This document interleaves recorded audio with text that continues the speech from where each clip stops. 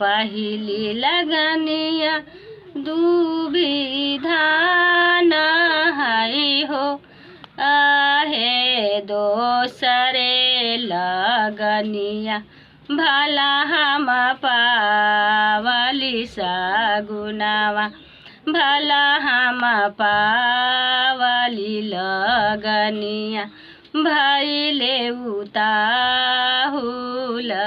हो। ससुरे बोलाइली रामचंद्र दुल्हाजी, बाबू दिनवा चारी आइयो ना जा हो लगनिया भइले उताहुल सगुनावा भला हम पावली जी। कैसे में आइयो ससुजी बड़ाई तीना हो, कैसे में आइयो हमें सरहज बड़ाई तीना हो।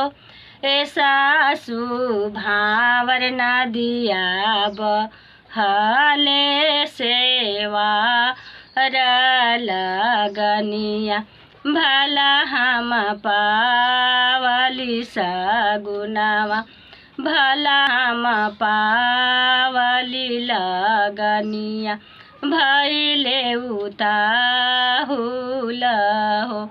मचिया बैठाले तुहे बड़की दीदी हो, ए दीदी भावर न दिया देहाना मना ए लगनिया भइले उताहुल सगुनावा भला हम पावली लगनिया, भला हम पावली जी।